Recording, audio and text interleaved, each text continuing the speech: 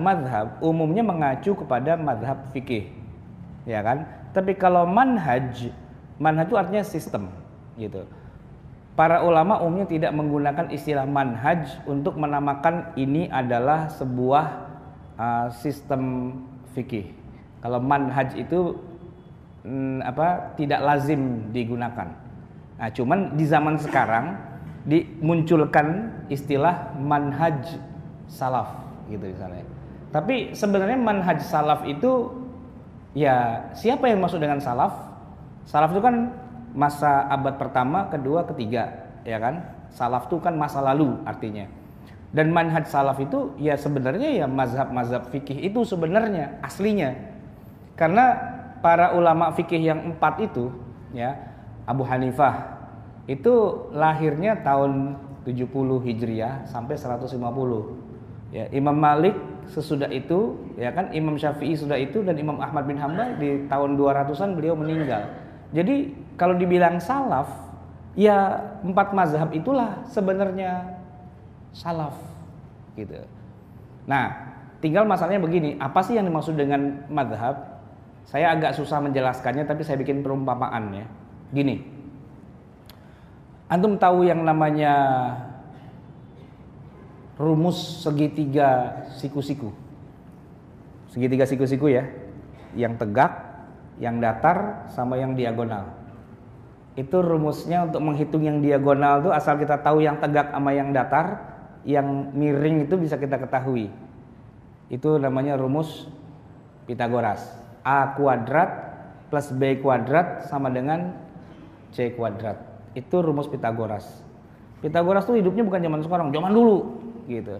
Tapi dia bisa membuat rumus itu, dan tetap sampai hari ini rumusnya itu bisa digunakan terus. Siapapun orang tidak bisa menafikan yang namanya Pitagoras ketika dia membuat rumus segitiga siku-siku. Mazhab itu rumus, gitu lah. Jadi para mujtahid di masa lalu itu membuat rumus. Cuman rumus dalam menarik kesimpulan Al-Quran dan Sunnah. Kita sepakat bahwa umat Islam wajib berpegang pada Quran dan Sunnah, gitu kan? Tapi harus ada kaidah dalam mengambil kesimpulan. Nggak boleh orang main toel-toel ayat Quran lalu dia simpulkan sendiri untuk kepentingan pribadi, itu haram hukumnya. Harus ada kaidahnya, harus ada rumusnya. Kalau enggak, jadi kacau. Saya masih ingat teman saya dulu aktivis Partai Amanat Nasional, PAN. Waktu kampanye dia pakai ayat Quran. Dia bilang apa? Kullu man 'alaiha pan. Katanya. Semua yang ada di atas dunia itu pan. Gitu. Nah, terus dia nggak suka dengan Golkar. Maka ayatnya adalah wala taqraba hadhihi syajarah fatakuna minadh dhalimin. Jangan dekati pohon ini karena kamu akan menjadi orang zalim. Pakai ayat Quran kan? Berpegang pada Quran kan? Tapi kan ngawur gitu loh. Bukan itu maksudnya, ya kan? Antum tahu kalau kita nelpon orang, pulsa udah tinggal sedikit, biar dia telepon balik, kita apain? Ternyata miss call itu ada di dalam Al-Quran. Fama ya'mal misqala zarratin. Ini kan ngawur lagi kan?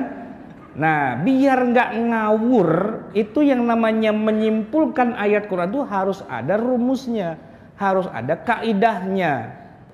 Jadi orang bermazhab itu bukan ngarang, bukan meninggalkan Quran dan Sunnah. Justru mazhab itu adalah sistematika, ya kan? Dia adalah aturan main dalam mengambil kesimpulan yang ada di Quran, yang ada di Sunnah.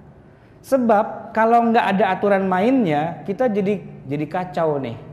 Ini contohnya nih, Quran dengan Quran ternyata ayatnya berbeda-beda, bertabrakan satu dengan yang lain. Ada ayat Quran bunyinya, wa min samaratin nakhili wal a'nabi tattakhiduna minhu sakaran wa rizqan hasana. Dari buah anggur dan buah kurma, kamu bisa membuat minuman yang memabukkan dan bisa menghasilkan rizki yang baik dari usaha jual beli minuman yang memabukkan itu. Pernah nggak baca ayat itu? Pernah nggak? Itu ada itu, ya.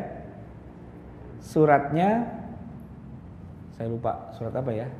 An-Nahl, surat 16, ayatnya 67. Ntar di rumah buka Qur'annya, baca terjemahannya.